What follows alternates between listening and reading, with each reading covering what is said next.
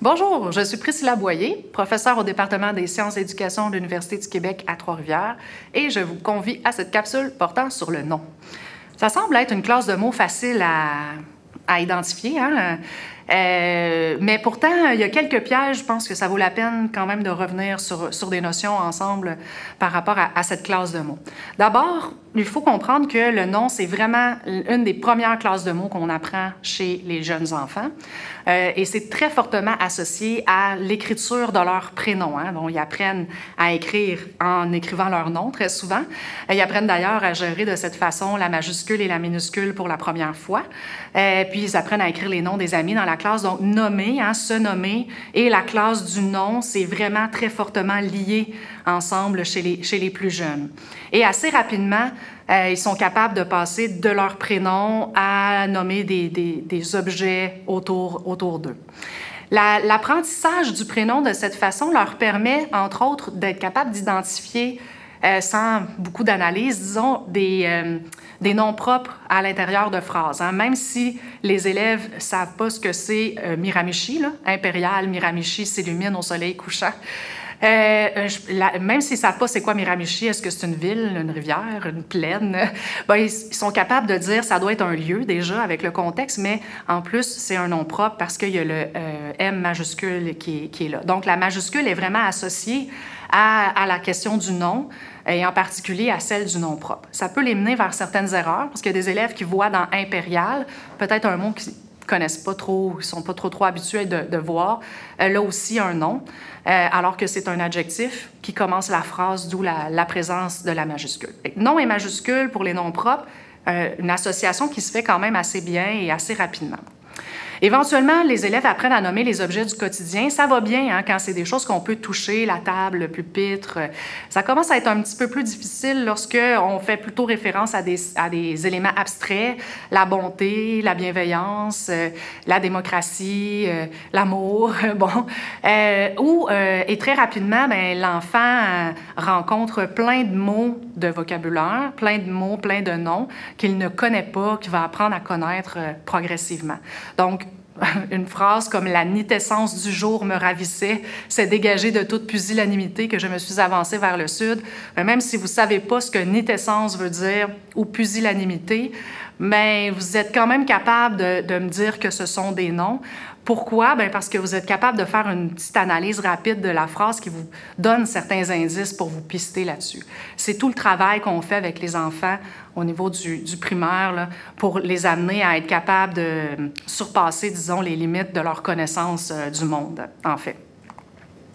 Les défis de la classe des noms reposent justement sur cette idée que c'est une classe de mots qui est ouverte. Ce que ça veut dire, c'est qu'on crée des nouveaux noms tous les jours. Donc, c'est une classe de mots qui est vraiment très accueillante, je dirais. On en invente. Hein? La COVID est un excellent exemple de situation où on a créé des tonnes de nouveaux mots pour nommer de nouvelles réalités. J'ai pris comme exemple ici la mélancovid. Un joli mot valise, en fait, pour parler de l'état d'âme que les gens pouvaient avoir sous la COVID. Mais on en intègre aussi d'autres langues. Ça, c'est un phénomène qu'on peut juger sur le plan de la norme comme étant mauvais. C'est le cas, entre autres, pour les fameux anglicismes. Mais dans le fond, c'est vraiment un phénomène hyper courant. Nous avons, comme langue dominante, à une certaine époque, donné beaucoup de mots à d'autres langues, hein, et notamment l'anglais. Il y a beaucoup de mots anglais qui viennent du français. Et là, les Anglais, maintenant, nous en redonnent, nous redonnent même des vieux mots qu'on a oubliés. Bref, c'est un phénomène qui est vraiment très, très normal. Par exemple, ici, le comeback. Un comeback, même si c'est un mot anglais, on voit ici que c'est lexicalisé, c'est un nom, il y a un déterminant devant, donc on peut l'intégrer. Et ça ne veut pas dire que, parce que le mot n'est pas dans le dictionnaire, qu'on n'est pas capable d'identifier la classe de ce mot-là. C'est pas parce que la norme n'a pas approuvé le mot en question que dans une phrase, on n'est pas capable d'en faire l'analyse. Donc ça, c'est important de retenir ça. C'est pas vrai que parce que le mot n'existe pas dans le dictionnaire, ou n'est pas présent dans le dictionnaire, que le mot n'existe pas, parce qu'il peut très bien être utilisé par beaucoup de locuteurs sans avoir été approuvé par des instances officielles. On va aussi même piger dans les autres classes de mots pour aller chercher des noms, pour créer des noms. C'est un phénomène aussi qui est très fréquent. Par exemple, le déjeuner, d'abord un verbe, maintenant on l'utilise sous forme de nom. Donc ça, c'est un défi parce que parfois on peut reconnaître une autre classe de mots et se tromper, hein? Il faut aussi savoir, autre défi pour identifier les noms, que l'homophonie est très fréquente en français. J'en parlais dans la capsule d'introduction. En fait, il y a des tonnes de mots du vocabulaire courant qui peuvent être parfois des verbes, parfois des noms, parfois des adjectifs, parfois des adverbes. Donc, ils vont passer dans toutes ces catégories, ces classes de mots qu'on dit ouvertes aussi, pour lesquelles on peut créer des nouveaux mots chaque fois. Ici, j'ai mis des mots tout simples, là, ferme, souris, lit, cloche, porte, tempête, qui peuvent être à la fois des verbes, des noms, des adjectifs, selon le contexte de la phrase. Donc ça aussi, ça augmente le défi au niveau de la reconnaissance parce qu'on ne peut pas se fier sur la forme du mot pour être certain de sa classe de mots. L'autre enjeu qu'on a, c'est que lorsque vous étiez plus jeune, la définition qu'on donnait de la classe de mots n'était pas tout à fait aidante. Là, si je vous pose une petite question avant d'aller plus loin, vous pouvez mettre la vidéo sur pause si vous voulez, essayez de m'écrire, dans le fond, la définition de la classe du mot « nom ». Qu'est-ce que vous me proposeriez? En fait, ce que la grammaire traditionnelle proposait comme définition, c'était celle-ci, ou quelque chose qui ressemblait à ça, là. Le nom est un mot qui sert à nommer les êtres, les objets, les actions, les phénomènes, les qualités. Parfois, les définitions étaient vraiment très, très longues et incluaient beaucoup de choses. Parfois, c'était plus court. C'est pas une définition fausse, a priori, mais avouez que cette définition-là ne vous aide aucunement à être capable d'identifier un nom dans une phrase, en particulier si vous ne savez pas à quoi réfère ce mot-là. Et bien aussi parce que les qualités peuvent être des adjectifs, les actions peuvent être des verbes, donc à quelque part, là, c'est le fouillis. Là, avec ça, on n'arrive pas vraiment à dégager les classes de mots. Et pourtant, comme adulte, vous êtes capable presque à 98% du temps d'identifier correctement vos classes de mots, en tout cas d'identifier correctement vos noms.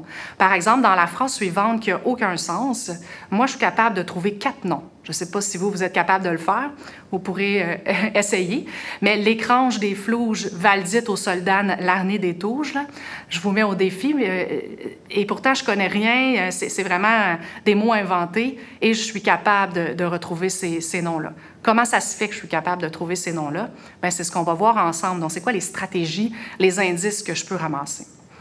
La première stratégie, on en a parlé dans la capsule d'introduction, c'est la stratégie du remplacement. Donc, les noms, comme elles ont des propriétés similaires, qui appartiennent à une classe de mots, bien, je suis capable, dans un contexte de phrase, de remplacer un nom par un autre nom, et ça va me permettre comme ça de valider que les mots que je remplace partagent la même propriété. Donc, si je suis certaine que mon mot est un nom, mais à ce moment-là, ça peut m'aider pour trouver d'autres noms dans la phrase. C'est vrai que le remplacement fonctionne bien, mais il rencontre assez vite ses limites sur le plan sémantique. Puis ça, c'est vrai avec les jeunes élèves. Donc, si vous travaillez avec des élèves plus en difficulté, vous allez voir que le remplacement rencontre vite ses limites, puis le sens peut vraiment les accrocher, hein?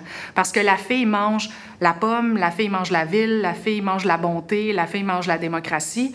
Oui, je peux remplacer tous ces mots-là ensemble. Si vous voulez, ce sont des noms. Mais manger la démocratie puis manger la bonté, ça se peut pas parce que le verbe « manger » commande certains noms et pas d'autres. Donc là, c'est là que ça peut accrocher. Fait que vous voyez vite les limites du remplacement ici, surtout chez des enfants qui ne sont pas capables de faire abstraction du sens pour pouvoir analyser la phrase.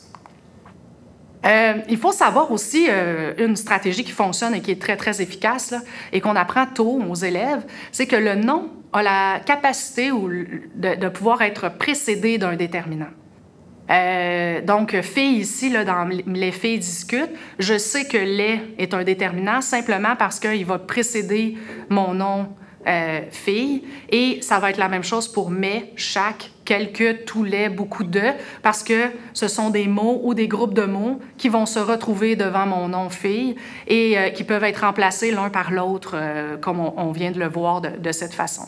Donc, Ça me permet, c'est une des très grandes propriétés du nom, c'est vraiment une façon assez sans ambiguïté d'identifier le nom. Si vous êtes capable de trouver des déterminants, c'est que vous avez trouvé un nom qui n'est pas trop loin après lui. Mais il faut savoir qu'en français, puis c'est une particularité du français en passant, il y a beaucoup de langues dans lesquelles on n'a pas de déterminants. Mais en français, on a presque toujours des déterminants, sauf dans certains contextes spécifiques où on peut s'en passer. Et c'est là, justement, que ça devient un peu plus difficile à identifier avec les élèves plus jeunes, mais aussi vous, comme étudiants, là, pour le TECFE. C'est là que le TECFE, parfois, vient jouer dans certaines limites. C'est sûr que les prénoms, par exemple, le nom de ville, Priscilla est partie, ou la plus belle ville du monde est Paris, j'ai pas de déterminant, mais je sais que ce sont des noms propres, donc c'est des noms. Mais je peux retrouver ça aussi parfois dans des énumérations. Sucre et crème, c'est tout ce qu'il faut pour faire la recette. Ou dans des titres aussi. On se passe souvent des déterminants dans les titres. Mais ce qui est le plus fréquent, c'est en présence d'une préposition. Donc, très souvent, lorsqu'on a une préposition, ça arrive que le déterminant disparaisse et c'est là que la confusion peut survenir où on n'est pas... on peut confondre, par exemple, nom et adjectif à cause de la disparition de notre déterminant. Cette confusion entre déterminant et préposition, on va l'explorer plus avant dans les capsules sur les déterminants et les prépositions, mais voyez dans les expressions suivantes, le plat est dans le four ou avec ses amis, dans et avec précède toujours un groupe et généralement, ça va être un groupe nominal ou un groupe verbal. Donc, comme on n'a pas de verbe, c'est sûr qu'on a un groupe nominal. On peut, avec la présence de la préposition, se dire qu'on a probablement un nom, en fait, qui va suivre. Un pain au chocolat ou un panier de pommes, bien, là aussi, on a un phénomène où on a une contraction entre notre déterminant et la préposition. On a l'impression que notre préposition ou notre déterminant vient de s'effacer. Pourtant, on a tout de même chocolat. Ici, c'est vraiment un nom, ce n'est pas un adjectif là, qui dit comment sont les pains. Là. Donc, on va retrouver vraiment un nom parce que je sais que « au », c'est une préposition ou un déterminant contracté. Même chose pour sans bruit ou avec peine. Donc, la présence du déterminant peut vous aider, mais la présence de la préposition en l'absence de déterminant, ça aussi, ça peut vous aider pour pouvoir identifier un nom. Le nom a une propriété extraordinaire aussi, qui est celle de toujours pouvoir être complété par un adjectif. Donc, si vous hésitez pour reconnaître la classe du mot, si vous n'êtes pas certain que ce soit un nom, essayez de voir si vous pouvez rajouter un adjectif dans la phrase. Ça va vous permettre, dans ce cas-là, de pouvoir juger si vous avez ou pas un nom ici. Bon, la bonté fragile de l'enfant, la gentille Lucie, c'est des cas plus faciles, mais il a réussi sans heurte. Est-ce que heurte est un nom? Ah ben, il a réussi sans heurte majeur. Je suis capable de rajouter un adjectif. Heurte doit être un nom.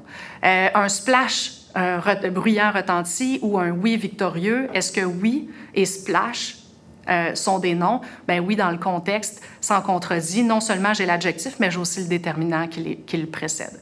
Donc, ce sont des bonnes pistes là, pour vous aider à les identifier.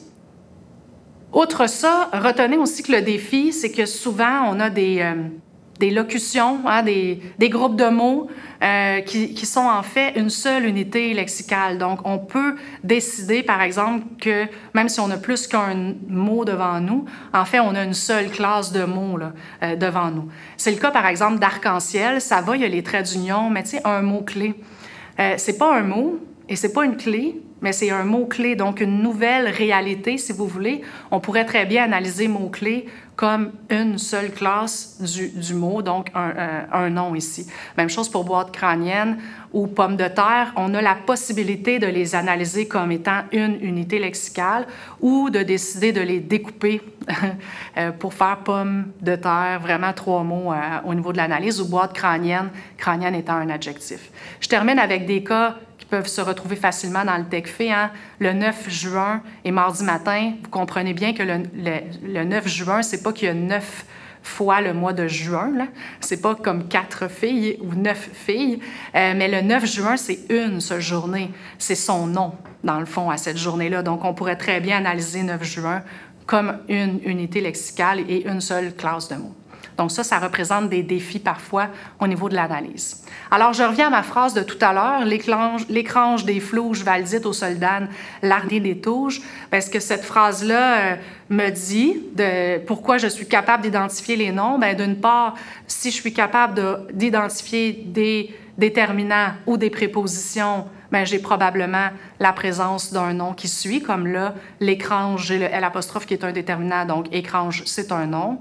Flouge, j'ai une préposition qui précède, le des qui est là devant, donc j'ai un nom qui suit sans aucune difficulté. Aux soldane, même chose, j'ai une préposition au, je sais que c'est une préposition, donc soldane, c'est fort probablement mon nom, puis je pose l'hypothèse que l'arni, comme ça se termine par IES, ça doit probablement être mon adjectif. Donc, on voit d'ailleurs qu'ils sont en relation d'accord, les deux. Hein? Soldane prend un S et l'arni prend un S aussi. Donc, ce serait l'hypothèse que je poserais. Et des touches, même chose, j'ai une préposition, donc je sais que j'ai un nom. Fait que vous voyez que c'est quand même assez puissant, là. Si vous êtes capable de reconnaître une préposition ou un déterminant, si vous êtes capable de rajouter des adjectifs, l'écrange bleu, des flouges vertes, Valdine aux soldanes, jaunie, des touges mauves. Donc, je suis capable de rajouter des adjectifs. Ça fonctionne dans le flow de la phrase, disons. Bien, ça me permet de reconnaître un nom sans problème. Je termine la capsule sur certaines considérations morphologiques parce que ce sont des vrais enjeux que vous pouvez retrouver au TECFE. Vous devez retenir ceci. D'abord, le nom est une classe de mots variables. Ce que ça veut dire variable, c'est que le mot peut s'écrire de différentes façons, en général de 2 façons, soit au singulier, soit au pluriel. Mais il y a certains mots qui varient de 4 façons, hein, parce qu'on met le féminin. Ces mots-là ne sont pas si fréquents que ça, là. C'est pas vrai que garçon et fille, l'un est féminin que l'autre. C'est vraiment des mots tellement différents. Mais le mot boulanger, boulangère, ah ben lui, on pourrait vraiment voir ici 4 formes de ce mot-là. Donc, ce sont des classes de mots variables, mais parfois, il existe des noms qui sont invariables, c'est-à-dire qu'ils vont toujours être soit singuliers ou toujours être sous leur forme plurielle. Et c'est le cas, par exemple, de funérailles. C'est pas la funéraille, c'est les funérailles, les fiançailles et les frais, hein, des frais qu'on aurait à payer, c'est toujours sous la forme plurielle. Pourquoi c'est important de comprendre ça? Bien, parce qu'il y a des erreurs d'accord qui surviennent à cause de ça, parce que c'est le nom qui est le boss de la phrase. Donc, c'est lui qui décide quel déterminant je vais utiliser ou j'ai le droit d'utiliser avec le nom. Si j'ai des mots qui sont féminins, je ne peux utiliser que des déterminants qui sont féminins. Je ne peux pas venir utiliser un déterminant masculin. Eh bien, si j'ai des mots qui ne sont que pluriels, je ne peux utiliser que des déterminants pluriels. Donc, je ne peux pas dire le frais. Je vais dire les frais ou les funérailles. Et c'est vrai pour tous les déterminants. Donc, même des déterminants qui signifient qu'il n'y en a pas, doivent quand même s'accorder en fonction du nom. Donc, aucune fille, ça va, on est au singulier, mais aucune funéraille, aucun frais, bien, aucune va s'accorder avec funérailles, ça va prendre un S. Aucun va s'accorder avec frais, ça va prendre un S. Donc, ça, c'est des cas qu'on retrouve là, dans le TECFE. Dans le fond, ce n'est pas des exceptions, c'est le principe de base, c'est la règle de base, c'est le nom qui dicte, en fait, les accords aux autres mots autour. Retenez, enfin, pour terminer, qu'il y a certains noms qui sont indénombrables. En somme, ils sont la plupart du temps toujours au singulier ou dans certaines expressions, ils vont toujours être au singulier. Dans « j'ai bu beaucoup d'eau », je ne peux pas comptabiliser le nombre d'eau que j'ai bu. Genre, j'ai bu 1 eau, 2 eaux, 3 eaux. Non, ça ne fonctionne pas comme ça. Donc, j'ai bu beaucoup d'eau, j'ai mangé de la farine, j'ai mangé beaucoup de farine. Il y a plein de mots comme ça qui sont, en fait, on ne peut pas les comptabiliser. Et quand on ne peut pas les comptabiliser, bien, ils restent au singulier. Donc, ça aussi, c'est des pièges, des particularités, disons, qu'on peut retrouver dans votre TECFE. Et enfin, comme c'est le nom qui est toujours le boss, le chef, la préposition ou le choix de la préposition n'a absolument aucune incidence sur le pluriel du nom. Donc, ce n'est pas parce que j'utilise la préposition « sans », comme dans l'expression « sans faute », que je décide si faute est au singulier ou au pluriel. Habituellement, un texte a beaucoup de fautes. C'est comme si je disais « ce texte est sans les fautes ». Alors, je vais garder mon faute au pluriel, malgré le fait que j'ai une préposition, parce que la préposition n'a aucune incidence sur mon nom lui-même. C'est vraiment le nom qui décide. Dans C'est une tarte au citron, bien, c'est une tarte qui a la saveur du citron. Je ne compte pas le nombre de citrons qu'il y a dans la tarte, c'est plus au goût de citron. Alors, à ce moment-là, citron va rester au singulier. Alors qu'une tarte aux pommes, il y a de la pomme dedans. Il y en a même beaucoup. J'ai acheté un sac, il y en avait 14. Dans ma tarte aux pommes, il y a 14 pommes. Alors, à ce moment-là, tarte aux pommes va prendre un S. Donc, retenez, là, c'est vraiment votre nom qui va décider et non pas ni le déterminant et surtout pas la préposition qui n'a rien à voir là-dedans. Alors, j'espère que cette capsule vous a aidé. Retenez donc que pour identifier un nom, on va se fier sur la présence d'un déterminant. On peut aussi y ajouter un adjectif. On peut aussi observer, voir s'il y a une préposition qui va précéder notre groupe nominal. Donc, s'il y a une préposition pas trop loin, ça peut être un indice supplémentaire. Et surtout, que c'est le nom qui donne les accords et c'est de lui que l'analyse doit partir. Donc, même si le nom est indénombrable ou même si le nom se comptabilise, bien, à ce moment-là, c'est lui qui va décider du choix de la du choix du déterminant. Puis la préposition n'a aucune influence là-dedans. Donc, et voilà, je vous souhaite une très bonne étude pour votre TECFE et puis bonne chance.